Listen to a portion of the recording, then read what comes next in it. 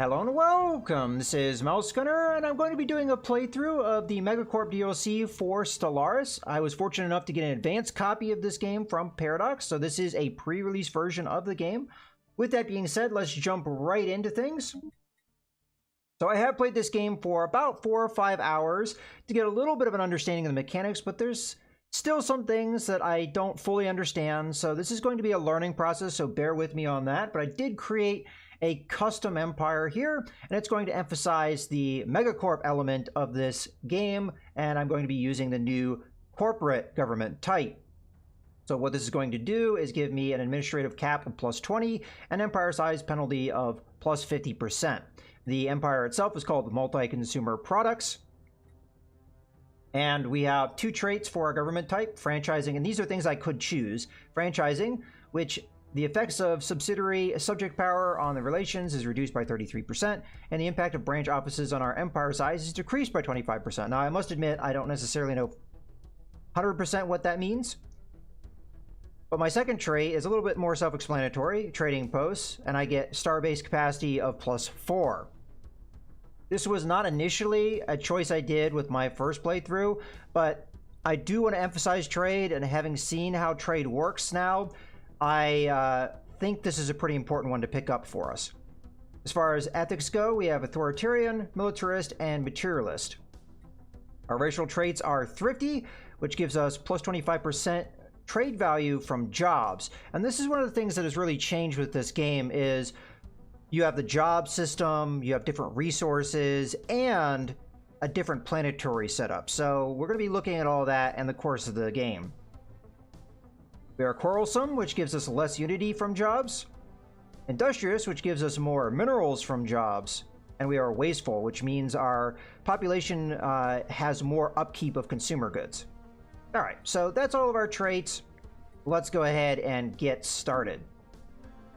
I'm going to jump into a large map, and then I'm probably going to just go with the defaults for that size of a map. I did switch it to a spiral before, and I guess it just kept that setting, but otherwise, I don't think I'm going to change too much outside of the difficulty. Let's just get a reminder of what the difficulties say. So it looks like Ensign, it may be the default. The AI has no inherent economic, scientific, or military advantages over the player.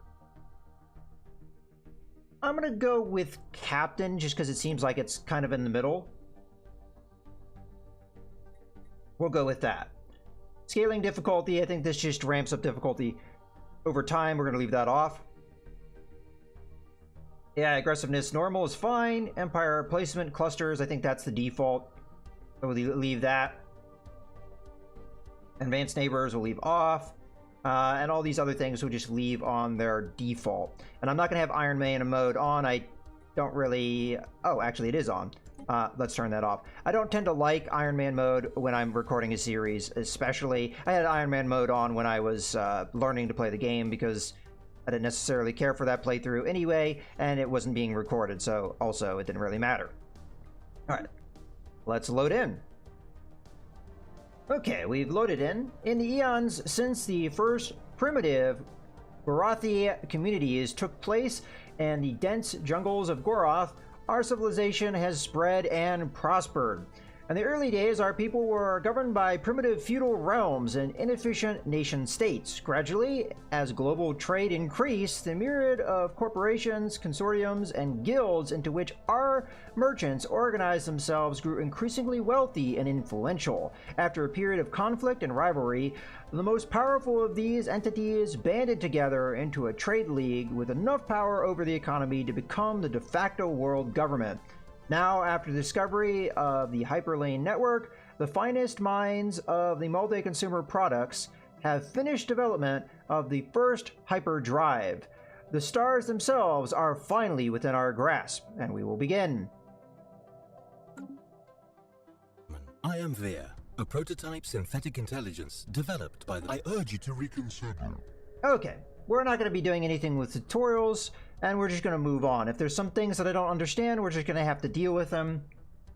But hopefully I understand the basics.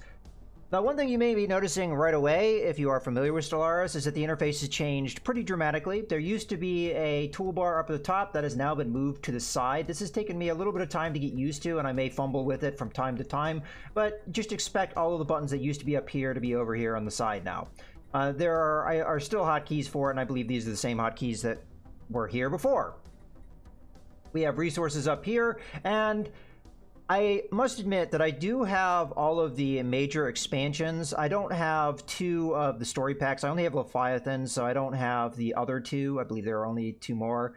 But I do have the 2 other expansions beyond MegaCorp. But I haven't played very much of them. Most of my playing time was when the game first launched. So I will admit that there may be some things that I don't know if they were in versions of the game before, but I don't remember there being alloys or consumer products or things like that. So I'm thinking these are new resources.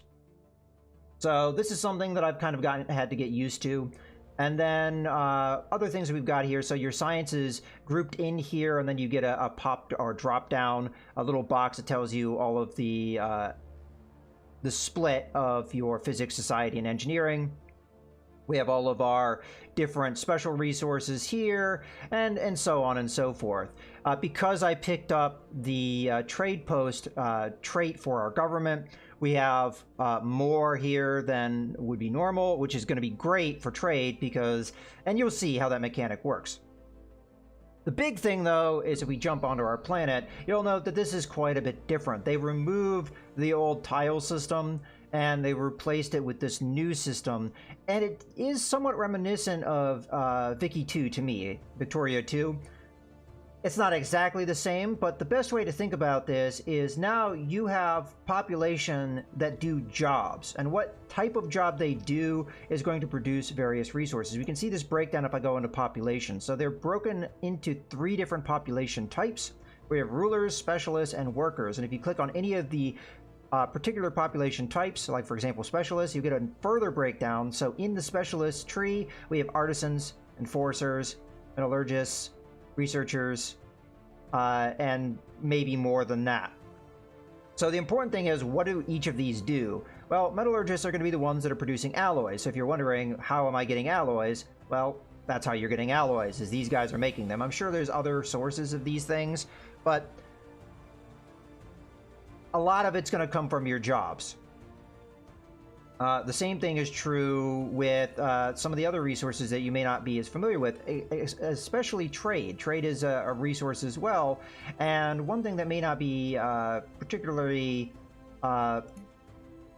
apparent is like where that kind of stuff comes from. So clerks, for example, are going to be the ones that are going to give you trade value. So that's something to keep an eye on, and then figuring out how you get those particular populations. So if we wanted a clerk, we wanted to get more trade value. Well, one way we could do it is we could build a city district, which not only gives us housing, but it also gives us a clerk job, and clerks give us trade value. So that's kind of the system at play here, and then you have to get used to. You still have your blockers, but the blockers are going to, I mean, they kind of work the same way.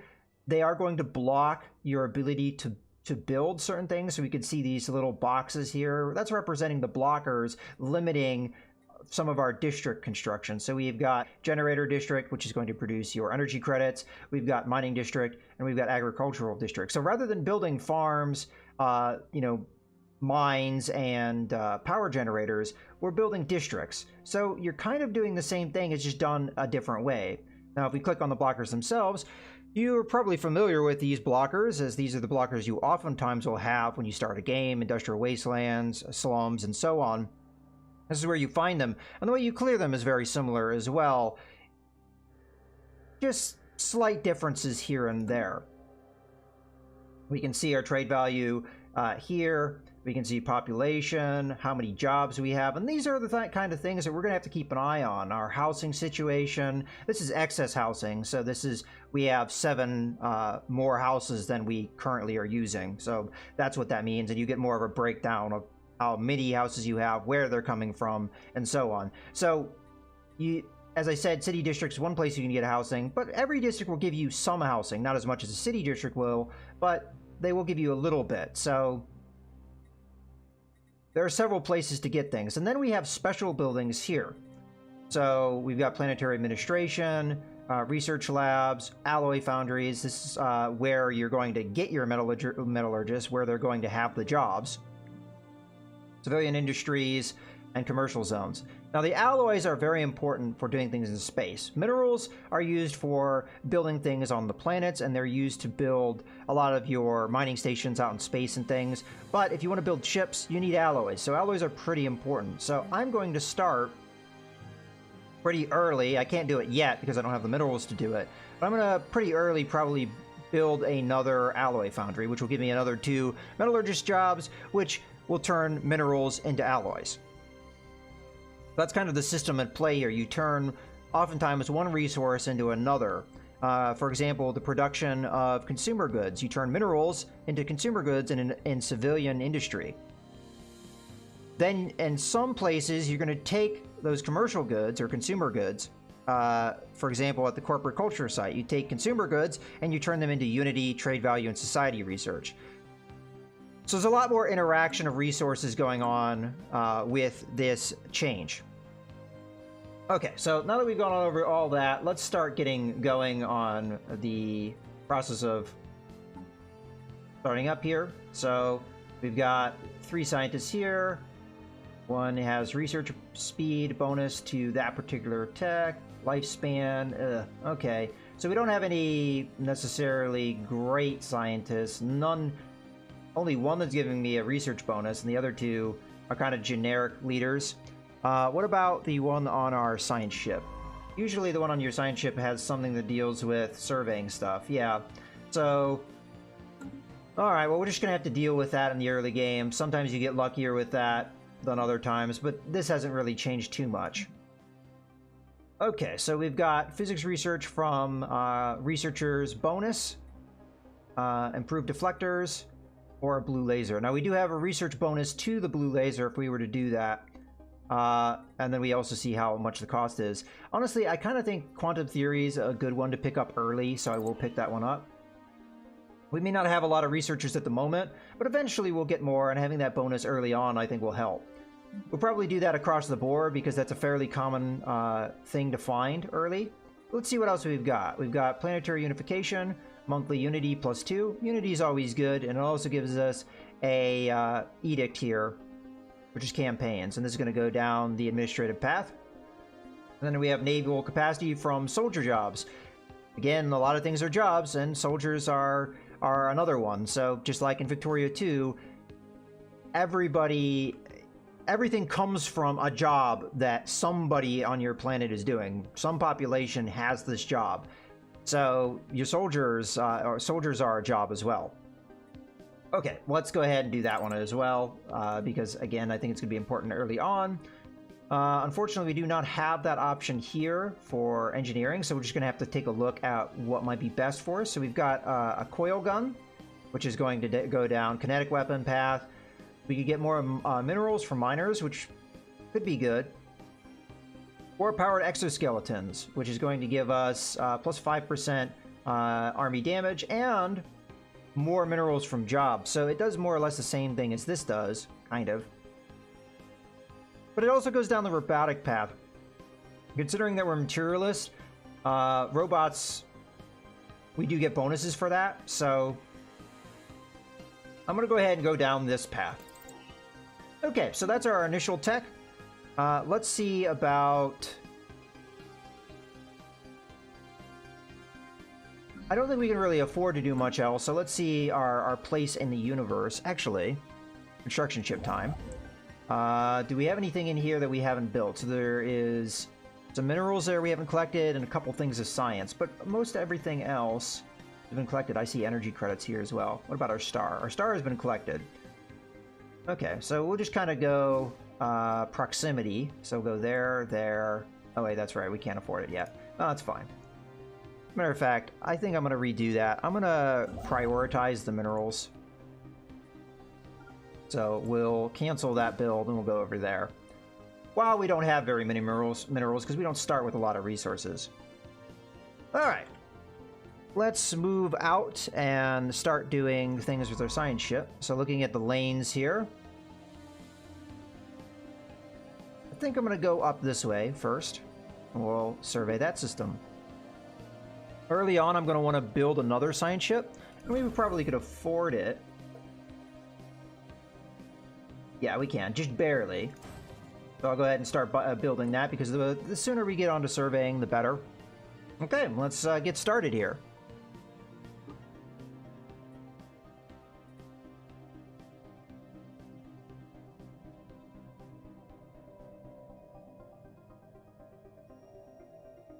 But as is typical of the start of this game, you're mostly going to be looking for surveying, and we'll see kind of the interaction with a lot of the resources and how trade works. A lot of that's going to upscaling complete. Come down to... Okay, our other science ship is built, so let's deal with that. We may not have enough energy credits to hire a leader. Let's see about that. Leader's down here. Want to recruit. Oh, okay, we've got one that's cheap enough, and honestly, getting started, probably good call. Although, we could get somebody that is a specialist for one of our research instead. If we just save a little bit longer, it would only take a couple ticks. So what I'm going to do, because we're going to get this person here, I think that this bonus is well worth it. So I'm going to wait for that, but I'm not going to wait on the surveying. So what I'm going to do is I'm going to grab this person, and we're going to put them in that science ship. Now that they're in there, let's have them go down this way and start surveying. So it's going to be a little bit of time that we don't have any bonuses to research. At least I believe you can still get research going while you don't have a scientist there. So we just have to wait till we get 200, which shouldn't take too long. And once that happens, we'll be able to afford the scientists, and then I'll put them in the place that will be of the most benefit. Upscaling complete. All right, so we built the mining station as well, and we have enough resources to build more stations, but let's get into getting that leader. So we already know who we're going to want. We're going to want this person. And then we're going to want to go into our technology screen. We're going to assign them here, and it would apply immediately. I find that that particular bonus comes up a lot for a lot of the things that I'm going to want, especially. So that's nice. And then we'll just do that. Okay. So now we need to tell the construction ship to do something new. And in this case, I'm going to have it come over here and build another mining station. Out of curiosity, what is our governor's traits? Monthly unity, okay. And monthly minerals. All good. Okay, let's continue. Let's look at this system. Not too much in here, unfortunately. Let's see how this system looks. Okay, that's a little bit better, but not very many planets. They're not going to be colonizing anything right next to us, but there could be good resources, perhaps. We'll see. Kind of a rough start, having the two stars closest not really have much in the way of resources. Potential, at least. We will be able to build a lot of outposts, though. Market outlier identified. Okay, anomaly in here. And immediately we found some trade value. So trade value is a resource. Potential market survey completed. Okay, so that survey didn't really result in much. We'll just immediately come over here, start surveying this system. So this is not a very valuable system at the moment. But this one might be one we're going to want to go into fairly soon. So how you collect trade is through starbases, and I can show you right away. Trade Hub. Civilian docking area where merchants and traders can conduct business. So it costs alloys to build, but the big important thing here is starbase modifier, collection range +1. So this is going to help you extend your range. Now I'm curious, because I'm not sure how well marked this is, how well marked your range is. So that's something I'm going to have to learn a little bit more about, but we'll see. Let's continue here.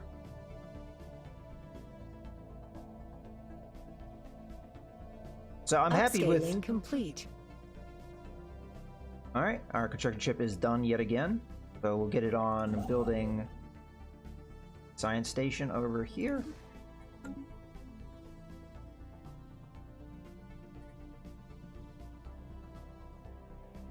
And we'll go ahead and look at our planet as well. So some of the things we can see, so growth is listed here. Our different population information. Pop approval is one thing that is important to look at. So each of your different stratum, as they call them, are grouped. So we've got rulers, specialists, and workers. So my workers aren't as happy as my rulers are, but it's kind of a weighted system. Although the workers are more numerous, the rulers, because they have more power, I think play into some things a little bit more. And I think that may be represented by that percentage next to the happiness. At least I think so. I'll just read the description. This value Upscaling complete. okay, we're done there. But this value is the overall level of pop happiness on the planet, averaged out between all pops. Pops with a higher amount of political power, such as rulers, under most living standards, count more towards your approval rating than those of lower social classes. So that's kind of how that system works. Then another one that can be important here is your stability. So that's listed right there. You've got crime and so on. Then your armies are here. So that kind of stuff is similar. Now you'll notice that there's no more planetary shipyards. All of that is taken care at an actual shipyard rather than being divided between the two. Okay, let's go back in here, and our construction ship is done yet again, and we'll have it come over. This should be the last thing in the system. And then we're going to start thinking about expanding. We're going to need alloys to do that, and this system is looking enticing. We'll have to see what this anomaly is. As a matter of fact, what is the description? Okay, so there could be minerals here, maybe. We'll have to find out. In any case, we'll find that out in a future video. I hope you guys have enjoyed. This is Mouse Gunner, signing out.